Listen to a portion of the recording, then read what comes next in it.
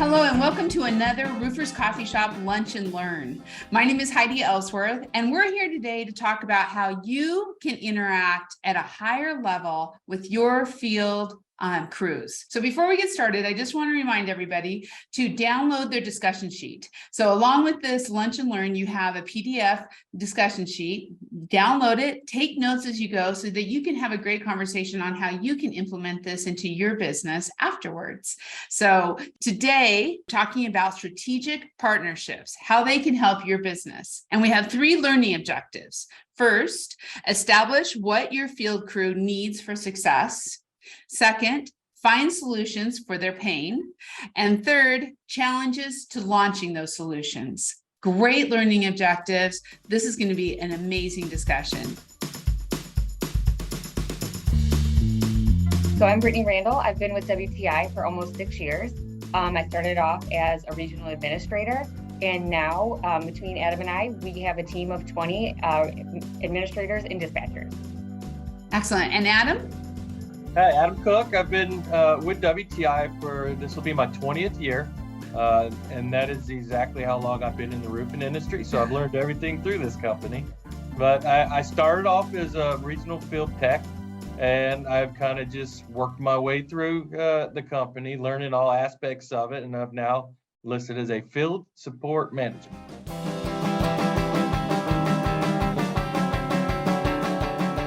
How do you establish your field crew's pain points? What's kind of your process on how you kind of figure out what's going on and what they need help with? So usually we get a lot of feedback, and when we hear the same problem over and over and again, that's how we know that it's really painful for everybody. Adam, you had experience with this because you were in the field for a number of years and now are helping folks. So Adam, going back to you, what are some of the top pain points that you are hearing today from your team in the field? A lot of it comes around communication. There's so many different points of information we have to get to them between where they're working, what they're working on, the scope of what they're working. And we're getting that information from many different places. We're getting emails, we get texts, we get phone calls. So one of our big objectives was find a single point for communication that could kind of solve all those problems. Excellent. And what are you hearing, Brittany? So a lot of what I'm hearing is some of the give backs that we've put out there for the technicians. They don't work as we intend them to, right? So we think we're putting out this awesome program that they're going to love and take part in, and then it's actually more challenging than it's worth to them. So we have also taken a lot of that feedback to make our programs better. Oh, I love that. And do you see, like, when you talk about communication or maybe programs that really aren't helping as much, how is that limiting production? It kind of limits morale, right? When things are more challenging, it just doesn't make them want to get up and come to work every day. So that's been a huge obstacle to overcome. Yeah, Adam, what are you kind of seeing on production and productivity overall? Yeah, she hit it right on the head. It's really, they're fighting with the technology before they even start their workday. And that's the point where we're trying to ease that pain and just kind of make it an easier transition from getting started to work to finishing your day. So really, when you're talking about communication, so much of that goes around technology. That's right. It's a big push towards getting rid of the paperwork, getting rid of all the phone calls, and having technology be kind of the leader. Mm-hmm. So everything they do, from their time entries, their work they did, the photographs of the work, their customer interactions, pretty much everything's going to go through some form of app nowadays. That's what we're trying to get to them. To get to that, and everybody has a phone on them, and so that right. It's a little bit easier, possibly in the future, to improve those communications. It is. It was a little rough at first because there's 2 different types of phones. You have Androids and iPhones, and we chose to supply all of our employees with iPhones, and so it's working now, but it was a little bit of a struggle, but we've kind of gotten to where we feel a little more comfortable. Yeah. Now, you two spend a lot of time out in the field talking to people. How have you really come to understand the field experience? I know, Adam, that you were out in the field, but Brittany, what's been kind of your journey on really kind of understanding the needs? They will tell you, especially when you're in one-on-one conversations, right? When you get to be in front of them and have those one-on-one conversations, they're so impactful. when you're on a call or you're in a group, they might not share their concerns. So just being there saying, hey, how can I assist you? What are you struggling with? You have to ask the questions in order to really understand. And it really does make a huge difference. It's kind of breaking down that wall between the office and the field, right? You need to know that we're there to support them. And that's kind of how we start when we go into these groups. We say, hey, you can talk to us about anything and we will try to solve it. How do you source what you need for that field support? So once you realize the solution or the problem and you're looking for a solution, how do you go about that? Adam, you're nodding. Let's start with you. Well, we were discussing this earlier. It's really, we start from the ground floor. Internet searches, look to see what other people are using. It's that simple. And then you start working from that point. You start looking at their reviews, looking at their backstories. How long have they been in business? How many different companies, size of companies they're using? And then you just start putting demo requests in. It's a long process. Yeah. The current implementation we're doing now, I think we did probably a year Mm-hmm. worth of demos from multiple companies before we found a solution. So you just start at the ground level, research them. There's a lot of information on the internet on every company out there. Did you reach out to other companies? Did you kind of Brittany, as you were vetting them, did you reach out to other companies for referrals and how it worked for them? So we've reached out to so many companies and asked, do you enjoy your partnership? Are they responsive? Are they, reactive? So we try to go through every channel that we can to make sure that our solution is going to really stick. So as you're kind of looking at these solutions for, let's say, for the communications, when you decided to go all iPhones, right? How do you work with the vendor to make sure that they are going to empower your employees? Because, sometimes it all sounds great during the sales process, but then when it actually happens, the customer service is not there. How do you make sure that they're going to be as good with your employees as they are with you? Well, we just make sure we have a clear objective and we kind of lay it all out on the table for them. And this is what we're looking for. This is the solution we need, and we need it to work this way. And that's how we put the demos out there. And then we have them work towards answering our solution. So we give them our problem and then they try to bend and shape and make it kind of fix our issue. Also, it's really important to know when their solution no longer works for you and to move on. And that's something that Adam and I are currently learning. Because you want to keep making it work and you want to keep making your partnership work, but you have to really know when it's time to walk away. Figured out the pain, vetted it, you've gone out, you found a solution that you think is going to work. Now you need to launch it. And so that's the third learning objective for today is challenges to launch. So how do you even start approaching launching a new solution into the field? We take it in phases or in levels.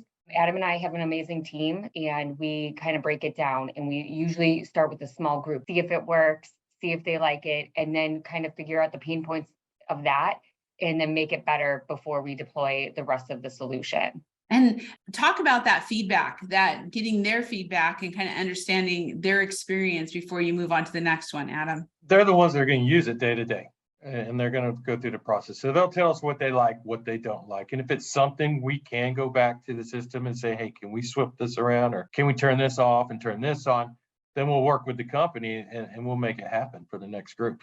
Adoption has to be the hardest part, because I don't care who you are. I don't care if you work in the office or in the field or on the roof, wherever.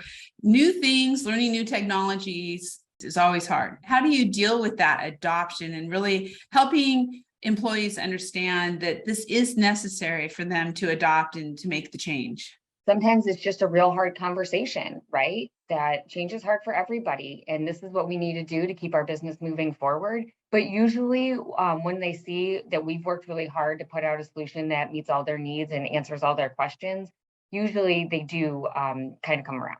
Yeah, and I think one of the other issues or parts is that first step. Training them very well so they feel comfortable with the solution from the start. Mm-hmm. If they're not trained very well, then they're going to have an issue, and then that first issue is going to have them, well, I don't like it anymore. I want to go back to the old system. So I think a good first step is a really good training setup. You can't rush the training. Everybody needs to feel really successful in order for it to be well received. When I think about the process that you've laid out, first of all, asking him what is limiting your productivity and what is, a pain for you out in the field. Has it gotten easier as you've launched new initiatives where you've built the trust? The level of trust. We've built a good level of trust with them. So they know that we are trying to help them, even if they don't see maybe the benefits right off the bat. They do trust us, and that's really important. And that also means us going out to the field, right? Asking those questions. That's where that comes in. We go, we meet with them, we talk with them, and then we hear them, and we go back and take that back to our team and say, what can we do for them? Yeah. Adam, you were kind of nodding too on just that whole circle. Having experienced it, starting out your career, working in the field, how do you see building that trust? What works the best? Well, as you mentioned earlier, there was a wall between us and the offices. And I remember that clearly when I was in the field. And now we have a special support team that's kind of the bridge between the field and the office. So any kind of answer they need, we have a team that's there. So that's I think has been really big because they have someone they can go to directly that they know is going to have an answer or be able to get an answer to whatever issue they have. Right. I know I've seen those walls break down too. Since when I first started my career, it's like we're starting to understand the bigger picture of the full team in everyday work. So you've spent all this time, you've found the pain, you found a solution, you put it in the field, you found some adoption, but it's not working. And talk about that, because that's a bummer to let go after all that time. And then how do you reboot and how do you kind of go to that next step? Maybe Brittany, start with you. So that's really hard to say, you kind of failed, but the goal is to give them a solution that benefits them. And once you get past, that this isn't working, now you know what's broken and you can go forward and ask better questions when you're in your vetting process. It takes a lot of time, and sometimes it seems, I don't want to say hopeless, but sometimes it seems hard. Like something that should be so simple or so easy, you can't find your solution. But if you keep trying, you'll find a company that wants to support you in the way that you want to be supported. I know what I've seen a lot in the past too is you kind of need to get some of the team who become early adopters, right? And so when you have early adopters who have adopted it and who maybe are helping to lead others, but then you realize the solution's not right. What does that do for morale? What does that do for, kind of those folks out there? It's tough because there's always a group that are going to, I don't want to say want it to fail, but they love the solution you have already, but we know it's not working. So they want to stick with that. So they're going to pick at it. They're going to find ways to make it break down. And then when it does, it's kind of. To what Adam's saying, you also have the team that's always your cheerleader though. And Right. So they're always helping you push forward. And just by getting some of those people involved in the field, you can kind of overcome those challenges when you're putting out a new solution. With people who maybe are not so excited about it. Right. Exactly. Yeah, it's kind of a give and take relationship, I guess. Yeah. Yeah. So once, on the other side of it too, the right vendor. Once you find that right vendor who really is great working with all of your employees, who's delivering and doing things, that can be for a long time. It can really become a whole part of the culture. Have you seen that with some of your vendors who just, kind of knocked it out of the ballpark? Absolutely. There are so many vendors that want to go above and beyond for you, and then you find other ways to utilize them. And that even makes your partnership stronger. Yeah. Now, what are you finding with some of the partners that, I know that they're solving a solution. Well, and let's talk about a pretty well-known campaign that you have out there, and that is boots for your employees. And it's been on the Roofers Coffee Shop, and it's just a great thing that WTI does for everyone out in the field. Talk about that a little bit. Like, you had a boot program and it was good, but it wasn't everything. And then you were able to find this new one. Maybe Brittany, talk a little bit as an example of finding that right vendor. So our previous solution was only online, and it was really struggled to use your mobile device, which everyone had, right? So we needed to find a solution that allowed us to shop in store or online, however the technicians were comfortable, however the field was comfortable, and that was huge.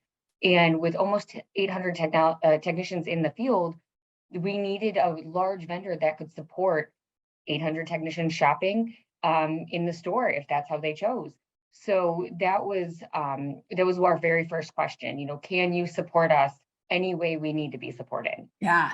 And I mean, that's a personal thing too. The boots, your footwear, your boots is very personal to everybody. So Adam, what have you seen with that campaign and really what the employees are looking for? This is a good example of how we communicate with the field and listen. They gave us all their issues with the current solution, and we couldn't find it. Couldn't get it fixed with the current solution, so we found a new one. And I think we pretty much answered all their questions. I think they could be much more happier. You know, boots, that's when you're roofing a boots, it's everybody has their particular set. You wear them forever. I mean, boots, they're just so personal. So if you have a small selection or not the right selection, you know, we're offering these guys, I would say a free product up $200, but of something that they don't want. Now I feel like we have a solution to here, get what you want, and then you can try it on. They'll come to you in some certain situations. We can have them come to you and they'll bring selections where you can try them on there and then purchase them right then. So I think cool. It's going to be a good partnership. Yeah. And they're offering additional perks too for all the employees. They are. So you get an extra percentage off of your purchases that aren't necessarily work related.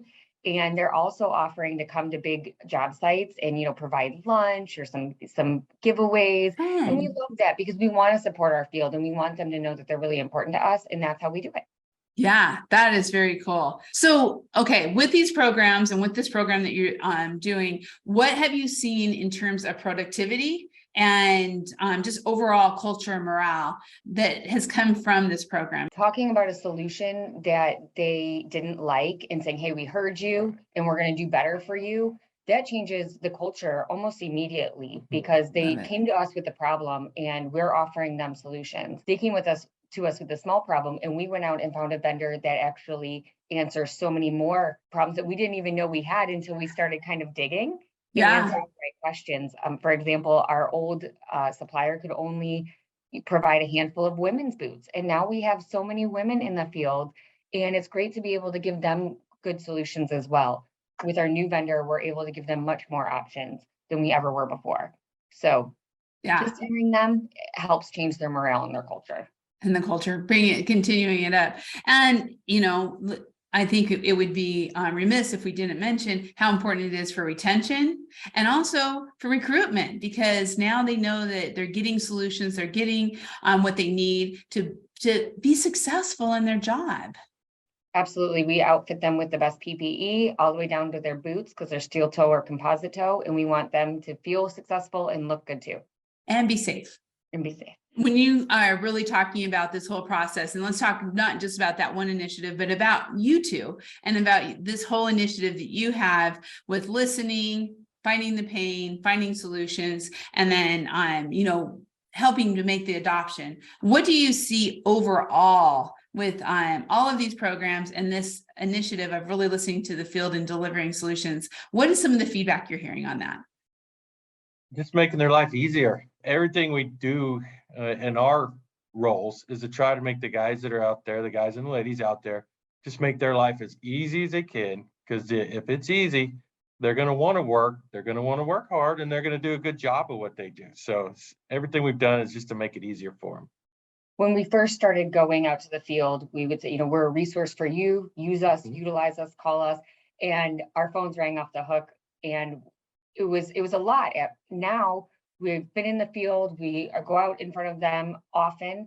And so those have slowed down too. And so that also helps improve our relationship because now we can manage the solutions a little bit better, but also we've solved a lot of the problems that they had. Yeah, that's the bottom line right there, solving problems in order to make everything work better.